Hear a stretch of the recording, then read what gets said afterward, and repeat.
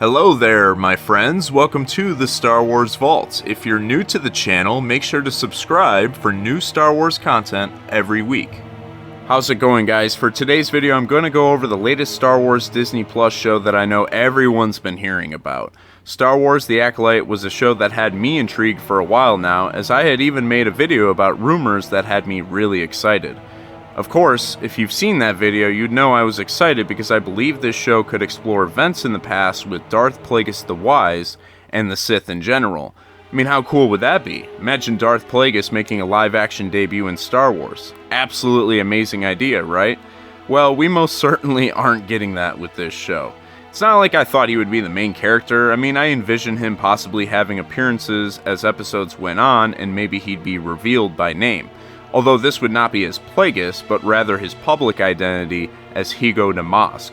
And unfortunately, this show is nothing like I had imagined. So today I'm not going to do my typical breakdown format like I do for all the other shows. I'm just going to talk about the first 4 episodes and everything I believe to be wrong with this series. Many of you know that Leslie Headland is the creator behind this project, who is infamously known by Star Wars fans as Harvey Weinstein's former personal assistant. Right, wrong, or indifferent, it is what it is. Me personally, I'm more curious on what Leslie brings to the table as far as creatively and story-wise. And if I'm being honest, so far I'm not impressed. At all. I don't know what enticed Lucasfilm to hire her for the job. I know tons of fans have been critical of her for all the press releases in the months leading up to the show. So much so that the first official trailer for Acolyte got severely ratioed, with way more dislikes than likes on YouTube. Almost like 5-1 if I remember correctly. But since the 2-episode premiere to now, the criticism hurled at this show from Star Wars fans is unparalleled in my opinion. Sure, some of you may say, well, what about The Last Jedi? What about the sequels? And while I have many issues with that trilogy, The Last Jedi Aftermath was rightly categorized as controversial. Let me tell you why. At first, when that movie came out, most people actually wrote positive reviews. Then as more time passed, many fans via YouTube and social media started to speak out saying they hated it. But at least there were people who actually liked the movie and defended it. It currently sits at 41% out of the general audience on Rotten Tomatoes. So even though most fans voted down, there's still a chunk of people who enjoy The Last Jedi. You want to know where The Acolyte stands currently? General audience score, 13%. 13%! That's horrible. I'm sorry, I just don't think I've seen a score like that on any project ever, let alone Star Wars. So for the story itself, you have the 2 main characters, Osha and May, who are twin sisters played by the same actress. In the first 2 episodes, we watch May work as an assassin going after Jedi Masters, with no weapon. I think she even says, "Attack me with all your strength," or something like that. Anyways, she kills Jedi Master Indara within the first 5 minutes of the show. Then in episode 2, she kills Jedi Master Torben by providing him a lethal drink, and he kills himself, out of guilt, I assume. Also, apparently he hasn't spoken to anyone in like 10 years. He went full monk, I suppose.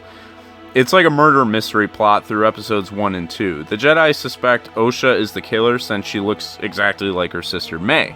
Another character introduced is Jedi Knight Yord, who trained with Osha as a youngling. It's soon revealed that something happened 16 years prior with the twins that hints at the motivation of May hunting down 4 Jedi Masters. The other 2 she hopes to kill are Kelnaka, a Wookiee Jedi, and Master Sol. Sol is the one who believes in Osha, as he was her former master before she left the Order. They confront May at the end of episode 2, but she escapes. Now, episode 3 is one of the most ridiculous episodes of television I've ever witnessed. We see a flashback to the alluded incident when the twins were younger. Apparently, they were raised in an all-female witch society. Witches that are not Dathomirians, by the way. Not even going to get into the power of many chants. That was just silly. Sorry, not sorry. You know what's even sillier and more maddening to me? Is the fact that they used magic to conceive Osha and May unnaturally. Anakin's birth no longer feels special if you attempt to consider this show canon with the universe. Also, the Force is actually a thread, according to these witches.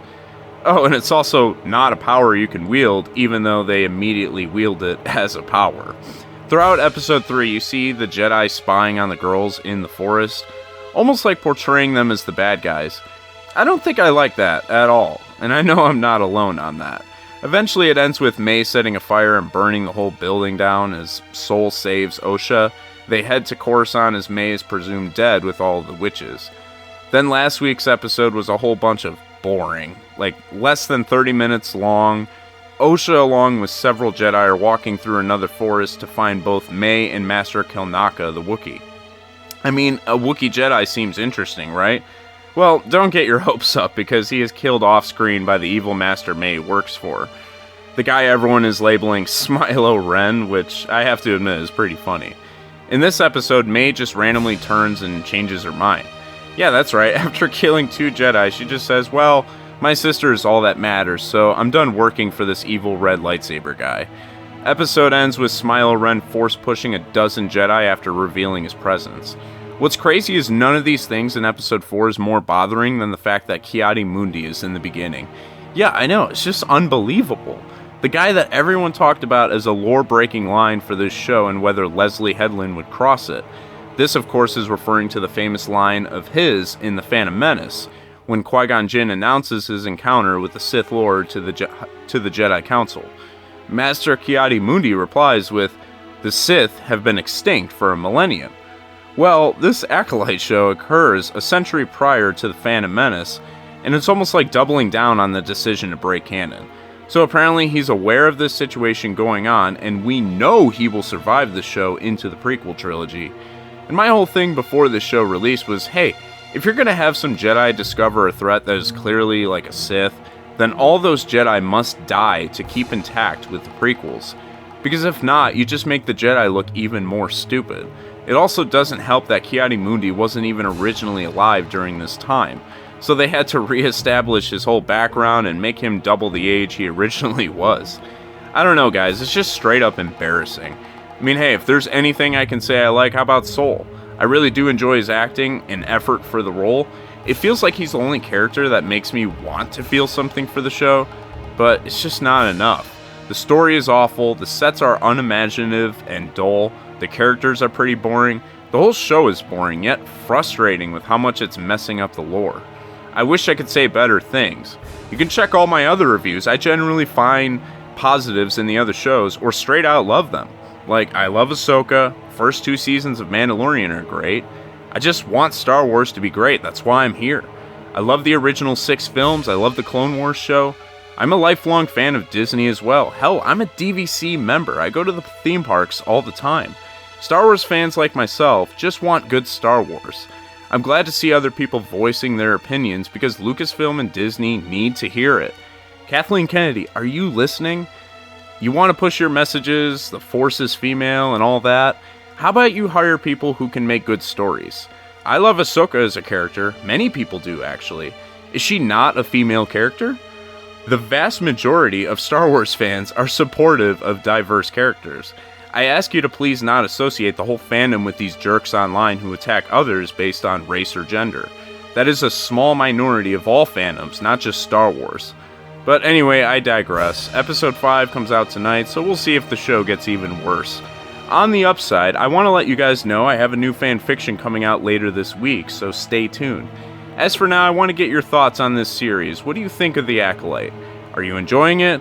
What characters do you like or dislike? Make sure to comment your opinions below. Also, don't forget to force push the like button to support my channel. I greatly appreciate it.